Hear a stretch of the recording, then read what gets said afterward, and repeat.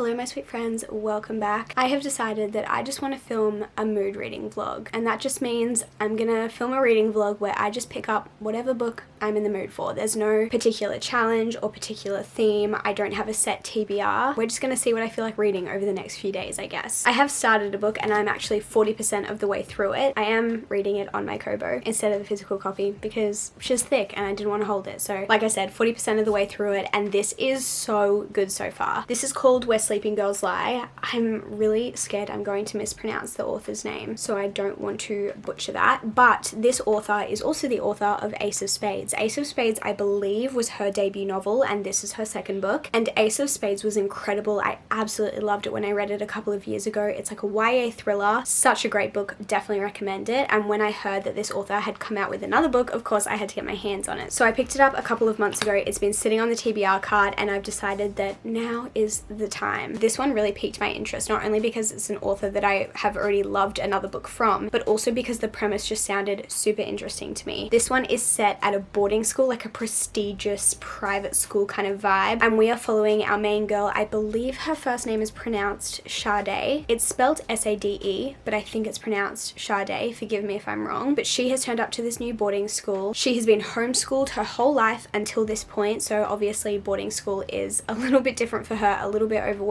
But she shows up at this new school and she is given like a buddy to show her around, who also happens to be her roommate slash like dorm mate, I guess. And that girl's name is Elizabeth. And they really get along. Elizabeth doesn't seem to have like a lot of friends. It doesn't seem like she's very popular. She has one friend, a guy named Basil, who Sade is also introduced to, and so she starts hanging out with Elizabeth and Basil, or Baz as they tend to call him. So that's kind of the setup. However, it is kind of hinted that Sade has some sort of interesting history. We have no idea what is going on, but it seems like a lot has just happened in her life, and some sketchy things and some traumatic things. And again, I don't know what they are. I'm 40% of the way in. I still have so many questions about Sade and her family and her past, I guess. I have no idea what's going on with that, but yeah, it is alluded to that there's history to be uncovered there. So that is a very big component of the story. And then on the other hand, a couple of days in to Sade being in this new prestigious boarding school, Elizabeth, her roommate slash friend, goes missing, and no one knows where she's gone. No one knows what's happened. Sade is super suspicious because she's like, what is going on? And so now the story is basically just not only Sade just going to class, trying to figure out this new boarding school, trying to navigate school for the first time as someone who has been homeschooled her whole life, but also this person has gone missing that is kind of her friend. I know they didn't know each other for very long, but this is her friend. She's gone missing. So her and Baz are trying to like figure that out as well. Obviously there are adults trying to figure that out as well, but we don't trust them. There's a lot going on here. Honestly, I just have so many questions about so many things that are going on in this book. Like I said, I'm 40% of the way in, and if anything, I think I have more questions now compared to when I started the book. There are just so many questions, so many unknowns. I want so badly to get some answers to the questions, which I'm sure we will get. I'm so intrigued to know how they're going to continue this book. It is one of those books that I literally do not want to put down. I started it a couple days ago, and the only reason I haven't like sat down and binged it is just because I haven't had the time, but this is phenomenal so far. I'm really, really loving it. I personally much prefer YA mysteries and thrillers over adult mysteries and thrillers. Don't really know why, it's just my personal preference, but loving this so far. I'm so glad I picked it up, and I can't wait to continue because it is just fascinating and I need some answers. It has just hit 4 p.m, so I think I'm just going to finish off my last little things for the day, and then hopefully I can sit down and do some reading. I just went to vlog and my camera has no SD card in it, but I've just driven to a cafe. I'm gonna read here a little bit this morning. I have been loving reading at cafes recently. I try and do it like once a week if I can, and it is just so peaceful, so lovely, just like a little sweet treat and a coffee with a book. Ever since I got noise cancelling headphones, game changer reading in public, because I can just turn them on. Usually I play classical music that has no words, that's just what I prefer, and I just listen to that while I sit at the cafe. It's just truly the best, most peaceful, relaxing thing. So I read a little bit more of my book last night. I think I'm about 50% of the way through now. I don't really have any updates to give you guys because I can't like say what's going on because spoilers, but I'm still really enjoying it, and I'm still so desperate to get some answers. We haven't got any answers yet, and I want to know so badly. I kind of want to binge the rest of it today. I don't know if that's possible with the amount of time I have, but I'm gonna try because I just need to know so badly.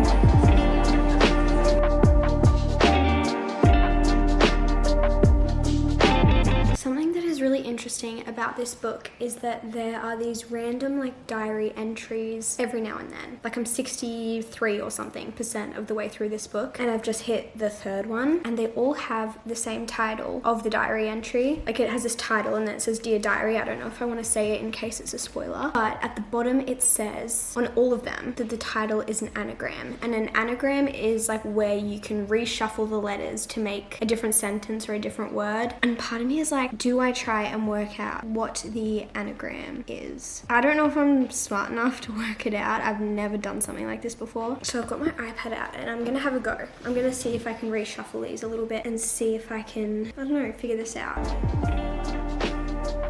Okay, these are the letters that we have. I've just reordered them into alphabetical order. I have no idea how many words it is. I don't know if it's like a phrase or a sentence or something. I found a few words that could be part of it. I don't know what to do with this W because there's no H, so I can't do like what or where or who, which I feel like would be good W words. There's no U, so it can't be like would. There's only one L, so it can't be will. No T, so it can't be won't. No K, so it can't be wake. I feel like sometimes when I read thrillers, I try and make theories, and sometimes I don't try and make theories at all. I just like go with it and see what happens. But part of me is so determined to try and figure this out, but I also just don't know if I can. 3 eyes. Okay, we could do the main girl's name. I don't think I can do it. I'm so stuck. I've found so many words that I can make out of the letters that we have, but none of them, like I can't work out how any of them go together in like a phrase or a sentence. There's no T, so I can't use the word the or at or to.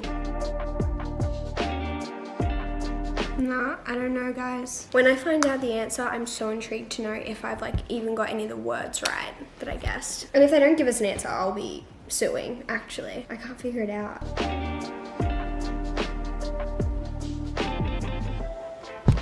I'm at 67%, and I'm not gonna lie, like this book is really good, but it's really long. Like it's a YA thriller. Thrillers should not be long books. They shouldn't be long books. I am so invested in this book and I so badly want to know what's gonna happen, but I am getting to the point now where I'm like, I feel like I should be at 80% or like 85%. And it's almost like frustrating that I have so much of the book left. Like it's not really as fun anymore. I hope that makes sense. Like thrillers are great when you're like, oh my gosh, I can't wait to know what's gonna happen. But if you're just like in that, like, I really badly wanna know what's gonna happen kind of part of the book for too long, it just gets frustrating. Like it's not fun anymore. And I feel like this is starting to be borderline frustrating. Again, I still am really invested. I want to know what's going to happen. I do feel like this author is not someone who just wants to do a quick little thriller where it's like all about the plot. Like she's definitely putting a lot of effort and time into the actual characters. Like we have depth, we have dynamics, we have just like a lot more going on than just the like mystery itself, which I do appreciate, but I just don't know if it's like super necessary for a thriller / mystery. But also in saying that, if that is just the style of this author, then I need to kind of go into the books expecting that. Obviously this is my second book by them, so like it's not like I've read 5 and I keep putting myself through the same thing and then complaining about it. But I don't know, it's just, I'm just getting frustrated. Like I'm like, when are we gonna get answers? Like 67%, I still have like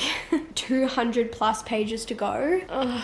I don't know. We definitely have been getting developments. It's not like nothing is happening, but I am just a bit like, speed it up a little bit, please. I just want to know what's happening. I'm about 80% of the way through now and I have a theory. We'll see. I was right.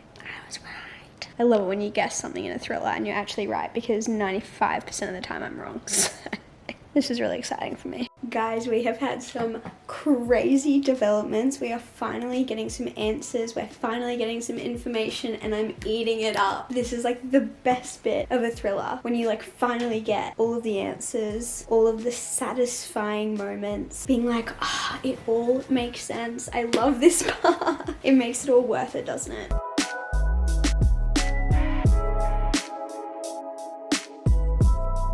I'm not going to show you up close because that will be a spoiler, but we finally got an answer to the anagram that I was trying to work out before. There is no way I would have guessed what the anagram was. I mean, it's possible, but I don't think I ever would have guessed it. I guessed one word correctly, I think that's it. So that's kind of sad, but at least we found out what the answer is.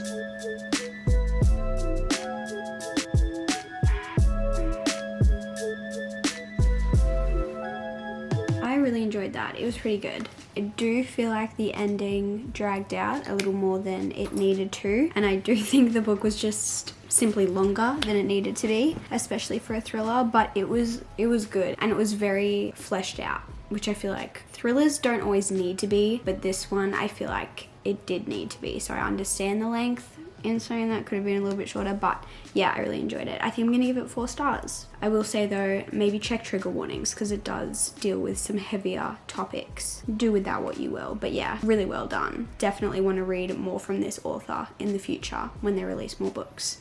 I've gone on a walk this morning. Obviously, like we know, I finished Where Sleeping Girls Lie last night, and so I decided to pick up Lessons in Chemistry today. I'm going to listen to it at least partly as an audiobook because my library has it and it's our book club book, and it's Saturday today and we're discussing book club on Tuesday, so I'm going to start reading this one. The audiobook is really good so far. I really like the narrator, but I'm super intrigued to see what I think about this book.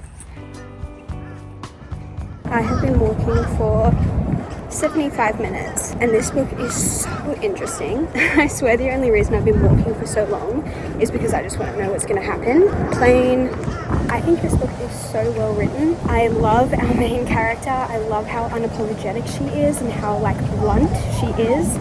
Completely opposite to me. I wish I could be more like that, but it is also one of the most infuriating and frustrating books I've ever read. We need to talk about this book because I am over halfway now and I am loving it. I am loving it, but I am also equally so extremely infuriated and frustrated by this book. I know this book came out a while ago and it also is just like so well known, has so many awards. I would be pretty shocked if there are many people that haven't at least heard about this book or seen the cover of this book, so I know that I'm not like discovering something new with this. But if for some reason you don't know what this book is about, because even for someone like me who is in the book community and like I've seen this book around, I've seen all the awards it's had, I didn't know that much about it before I went into it. I went into it thinking it was about a woman who was a chemist who had a TV show, or like a cooking TV show, and that definitely is correct, like that is what it's about, but it is about so much more than that as well. We are following Elizabeth Zott as she just lives her life as a woman in the 1960s who is really passionate about her career and about chemistry and about being a chemist and about being a woman. I just didn't think I was going to enjoy this as much as I am. I thought I would enjoy it because obviously so many people do and so many people rave about it, but I just didn't think I would love it as much as I am loving it. It is just, yeah, it's just fascinating. I obviously was not alive in the 1960s, so I have no real idea about what it was like in that time period. And obviously I can't speak on whether this is a good representation of the 60s or if it wasn't. Obviously it's also set in the US, and obviously it's only really representative of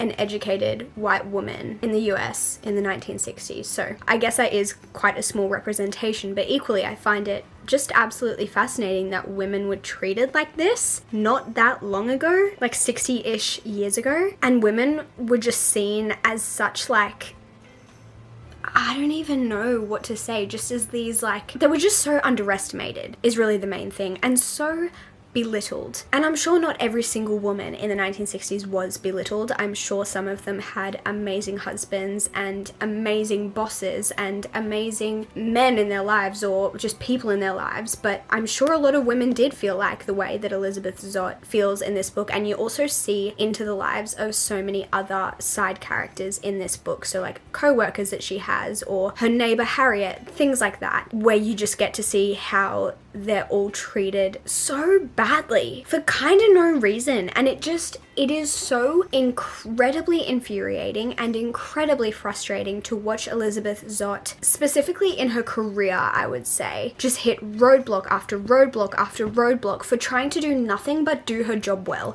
Like, all she aspires to be is a good chemist and a good person, and she is just pushed back time and time again for no other reason than being a woman. And that is so infuriating, so incredibly infuriating. And I think that is literally the point of this book. I think it's supposed to make you mad and just confused as to why she was treated this way. But yeah, I can't believe that this was reality for some people, because obviously now we live in a society where I'm not going to claim that things are perfect, not at all, but we live in a society where, at least for me, this is how I feel, women are encouraged to go and get jobs that they love. They are encouraged to be well educated. They are encouraged to be bosses, be CEOs, be politicians, be mothers, be housewives, be lawyers, be scientists, be cleaners, be chefs, like whatever you want to do. I feel like as a woman now, it is so much more, even though it's not perfect, it is so much more accepted than at least what this is portraying. Like,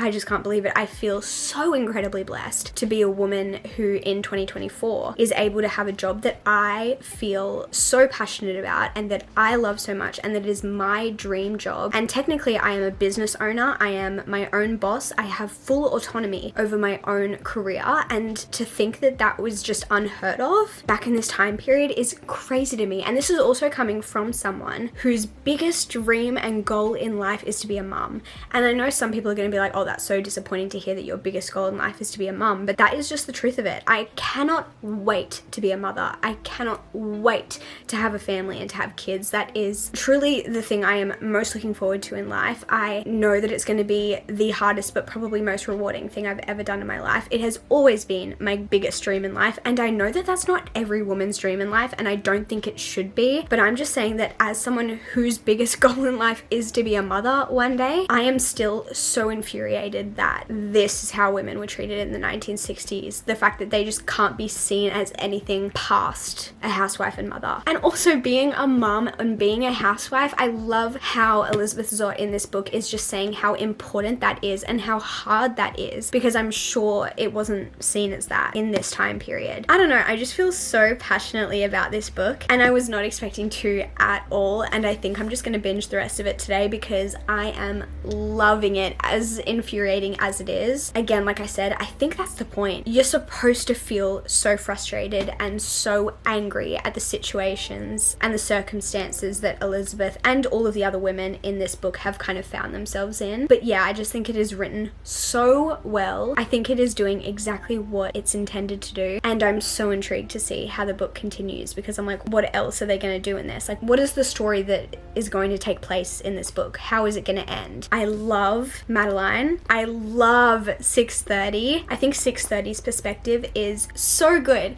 I love when we actually get to see inside the brain of a dog and like see what their thoughts are and see how they're kind of like perceiving the world and the situations that you're reading about. I think his perspective is just written perfectly. I don't know. There's just so much I really could say about this, and I'm mad at myself that I didn't pick it up earlier, because yeah, I'm loving every second of this.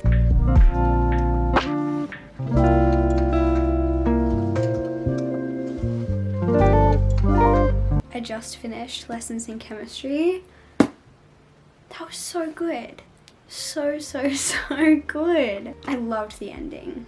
It was so full circle. Honestly, I wish it was longer. I could have read another 500 pages of this, I think. Like, I want a story on Madeline's life now. Like, I want to see what she does, because imagine having a mother like that. Like, I wonder what sort of daughter you would raise when you have just like the confidence and security in yourself and like not doubting yourself, not backing down. Like, what kind of daughter would that raise? I think that would be incredible. I think I'm gonna give it 4.5. It wasn't quite like a 5-star. Like, I just don't have that 5-star feeling. I don't know if it's one that I'm going to continually think about like again and again, but great reading experience. Made me feel so many different emotions. I felt sad at times, I felt frustrated, infuriated, so happy, inspired, like so many different emotions. It was just really good. I loved it. I loved it. Like I said at the beginning, this is a book club pick, so I'm discussing this with my book club in like 3 days, and I cannot wait to see what kind of discussion we're gonna have and what the other girls rated it. I really have no idea. I feel like it could be one of those books that people really love or just like don't really care about, so I'm very intrigued. I know that once you guys see this video, we will have already discussed it, so I wonder if it'll be a good discussion. The last time we read general fiction, I think it was Tomorrow, and that is the only book that we have all rated 5 stars. this during our little book club journey, which has almost been a year. So I wonder if this will be a winner for everyone. Like, I wonder if general fiction will end up being one of those genres that we all really enjoy. I guess we'll find out. I guess you guys might already know. Time to start a new book, and I think I want to read one that I just downloaded on my Kobo. I've seen a few of my besties talk about this book and they've all seemed to love it so far. So, and just like this author in general, and I haven't read anything from this author.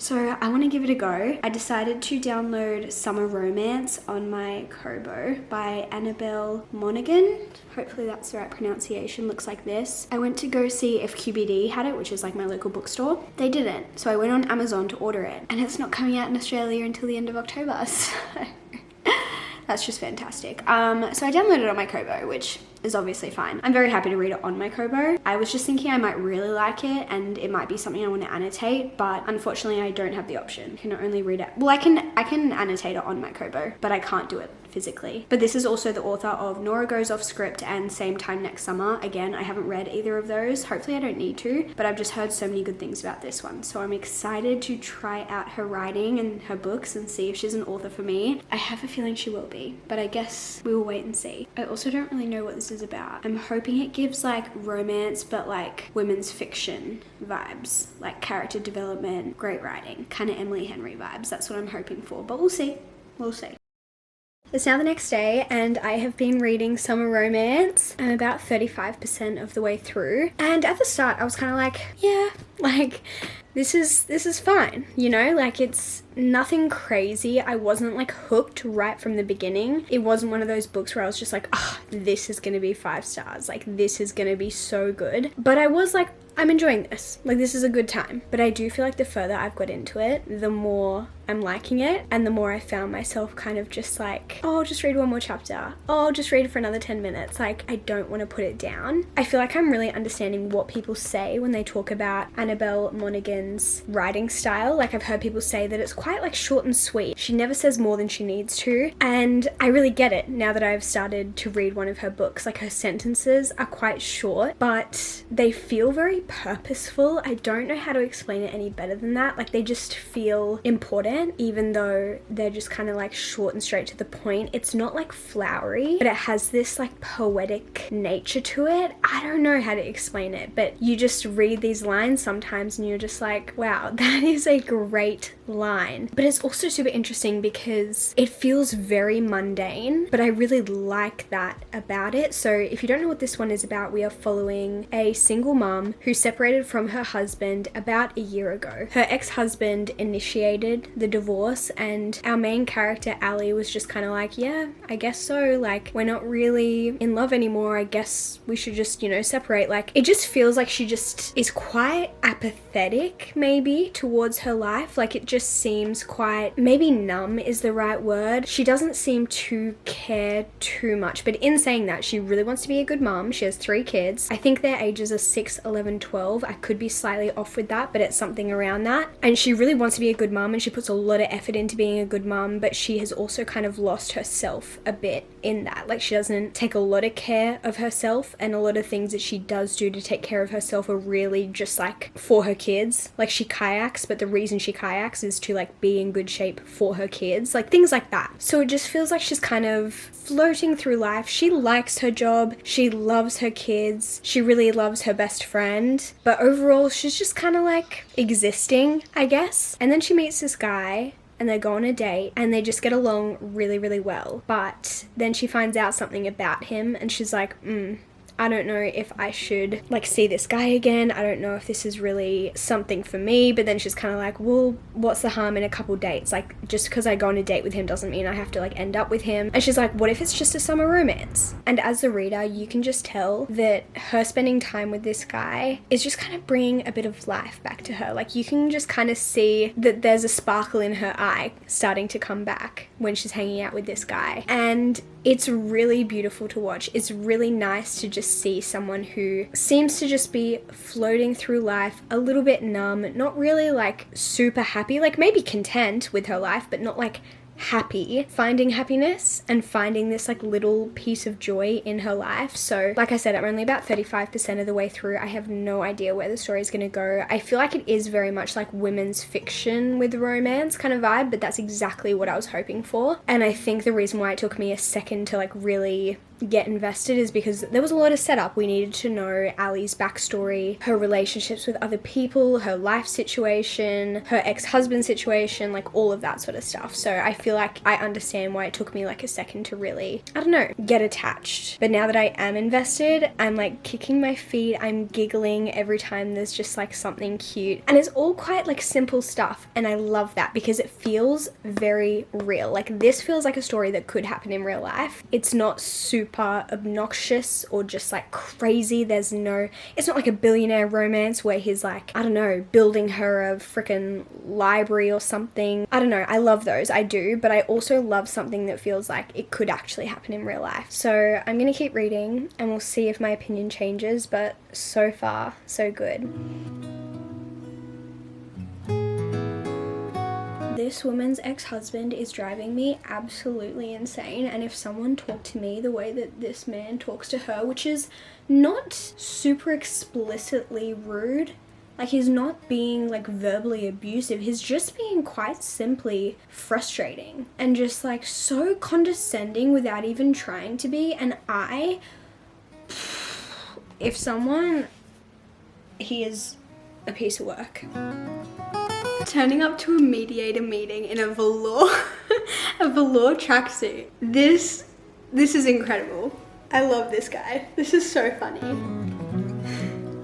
Like, I just am imagining this scene taking place and this is actually gold. Like, this is so good. I'm loving this. This is so good.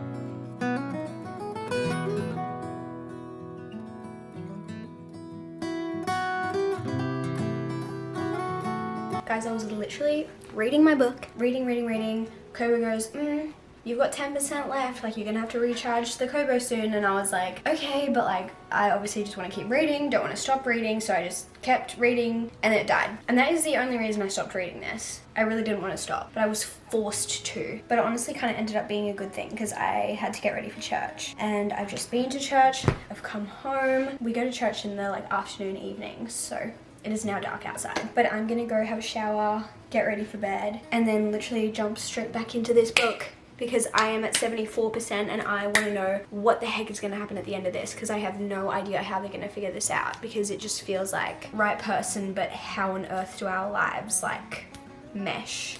So I'm very intrigued to see how they figure that out.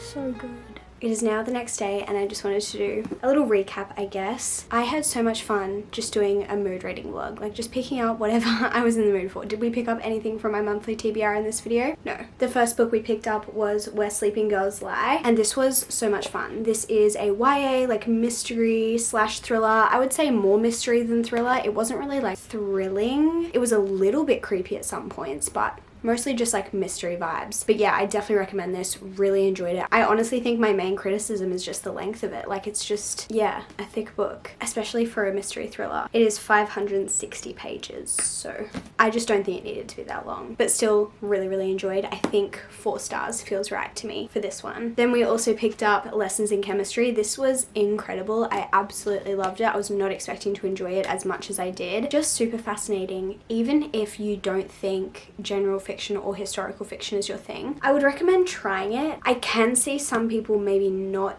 enjoying this. I don't think it's going to be for everyone. I don't think it's something that I would recommend to just everyone. I could see maybe some people thinking it's a little bit boring because it's very much like slice of life. There's not anything crazy happening or like, oh my gosh, I just need to keep reading, can't put this down kind of vibe, but it is just really interesting, super insightful, I think. Really enjoyed this. 4.5 stars. And then lastly, we picked up Summer Romance by Annabelle Monaghan, my first book by this author. I definitely need to pick up her other books because this one was just absolutely incredible. It was so mundane, but I couldn't put it down. There was nothing extraordinary about this book, but I think that's kind of the point. The whole point is that you're just following this woman who is just kind of existing, and her life doesn't feel very exciting or extraordinary, and she manages to find her joy again. I think that's the main point. Obviously, it is a romance, so the romance is probably supposed to be the main point, but I just really liked seeing a story about a 38-year-old woman. I feel like I don't usually read books that are about women in their late 30s, but yeah, a woman who is 38 years old, her life is just not going how she thought it would, but she gets this like cute summer romance. Again, I feel like you don't see books where like a woman in her late 30s gets to fall in love, I would say, for the first time and like experience like a cute summer romance and have that like almost like that teenage love story. And again, just very mundane. Like the dates they went on were nothing extraordinary, but they felt magical because of the way the characters felt about each other, and also I think that just like the way it was written. I loved it. I really did. I'm really debating whether it's a 4.5 or a 5-star read. I think I'll put it as a 4.5 for now, but if I really continue to think about it, I might bump it up. I also really loved our love interest in that book. His name is Ethan, and he is just wonderful. He was the perfect amount of like helpful and supportive without being overbearing. Like he let our main character grow and just like be her own person, but he was there to support her every step of the way without just like stepping in and taking over. And I loved that. It wasn't like she changed for him or like he was the only reason why her life became good again. Like he just helped her to realize that her life was already good